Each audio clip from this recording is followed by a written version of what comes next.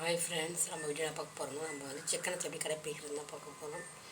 எப்படியா சிக்கனமாக இருந்தால் நம்ம வந்து நிறைய மணியை சேவ் பண்ணலாம் அப்படின்ற மாதிரி தான் பார்க்க போகிறோம். வாங்க பார்க்கலாம்.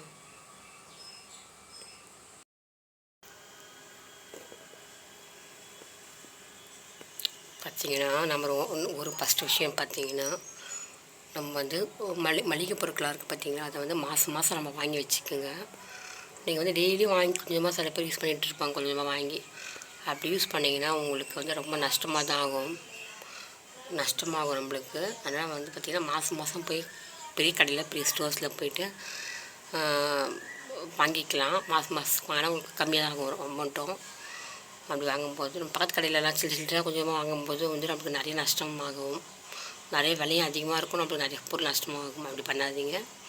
அதே மாதிரி பார்த்திங்கன்னா காய்கறியுமே சரி, வாரத்துக்கு ஒரு தடவை மட்டும் மார்க்கெட் போயிட்டு வாங்கி ஃப்ரிட்ஜில் வச்சிட்டிங்கன்னா உங்களுக்கு வந்து அதுவுமே உங்களுக்கு எப்போ விலை கம்மியாக இருக்கோ பார்த்துக்குங்க. பார்த்துட்டு போயிட்டு நீங்கள் கீரை, காய்கறி, வெஜிடபிள்ஸ் எல்லாமே வாங்கிட்டு வந்து வச்சுக்கலாம். வாரத்துக்கு ஒரு தடவை போகலாம். அதுவுமே போட்டு நீங்கள் வச்சுக்கிட்டாலும் உங்களுக்கு மணி நிறைய சேவ் பண்ண முடியும். நிறைய பேர் வீட்டில் பார்த்திங்கன்னா சாப்பாடை நிறைய வேஸ்ட்டு பண்ணுறாங்க. ஃபுட்டு நிறைய வேஸ்ட்டு பண்ணுறாங்க. அந்த மாதிரி வேஸ்ட்டு பண்ணாமல் ரொம்ப அளவாக செஞ்சு அளவாக சாப்பிட்டுட்டு இருந்தால் உங்களுக்கு மணி நிறைய சேவ் பண்ண முடியும். ஏன்னா நிறைய பேர் அரிசிலாம் எக்ஸ்ட்ரா போட்டு சாப்பாடெலாம் தூக்கி கொட்டுறாங்க. இந்த மாதிரி சாப்பாடு உங்களுக்கு நைட்டு மீந்தாலும் அதை நீங்கள் புளி ஊற்றி வச்சுட்டு அமுக்கிட்டு கலரி சாப்பிடலாம்.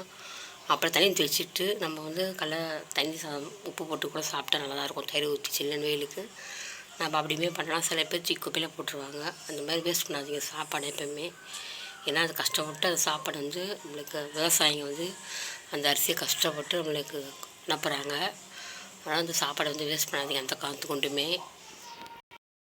இதுவே வந்து நீங்கள் ஒரு காசு கொஞ்சம் சேவ் பண்ணி வைங்க. டெய்லி ஏதாச்சும் ஒரு டப்பாலையோ இல்லை வைங்கன்னா ஒரு இடத்துல போட்டு வைங்க. இல்லை ஒரு 50 ரூபாவோ 100 ரூபாவோ போட்டு வச்சிங்கன்னா அது வந்து மாதத்தில் வந்து உங்களுக்கு கொஞ்சம் நிறைய சேரும்போது அதை வச்சு நீங்கள் ஏதாவது உங்களுக்கு பிடிச்ச மாதிரி அதை வாங்கிக்கலாம்.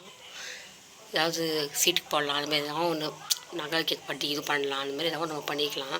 டெய்லி காசு வந்து கொஞ்சம் எடுத்து ஒரு டப்பாவில் போட்டு வைங்க. ஏதாவது ஒரு 100 ரூபா 50 உங்கள்கிட்ட எவ்வளோ இருக்கோ அவ்வளோ போட்டு வைக்கிறதுனால உங்களுக்கு நிறையா அது வந்து அவசரத்துக்கு கூட யூஸ் பண்ணிக்கலாம். நம்ம ஒரு குடும்பம் நல்லா இருக்கணும்னா அது முதல்ல வந்து யாராலன்னு பார்த்திங்கன்னா ஒரு பெண்ணால் தான்.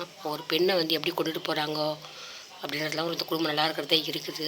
ஒரு பெண் வந்து வீட்டில் சிக்கனமாக இருந்துட்டு அந்த குடும்பமும் நல்லா வளர்ந்து வரும். நல்லா வாழலாம். நல்லபடியாக வளர்ந்து வந்து நல்லா சந்தோஷமாக வாழலாம். ஒரு பெண் சரியில்லைன்னா அந்த குடும்பத்தில் அந்த குடும்பம் வந்து நல்லபடியாக வராது.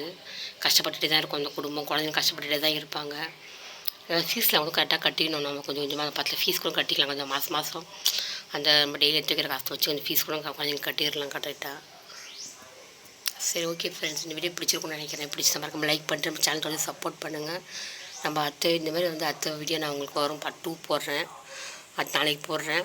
பிடிச்சதுன்னா ரொம்ப பிடிச்சா சப்போர்ட் பண்ணுங்கள், லைக் பண்ணுங்கள், கமெண்ட் பண்ணுங்கள். நான் நினைக்கிறீங்கன்றதை நான் சொல்கிறது உண்மையாக இல்லையா அப்படின்றத கமெண்ட்டில் சொன்னால் தான் எனக்கு கொஞ்சம் மோட்டிவேஷனாக இருக்கும்.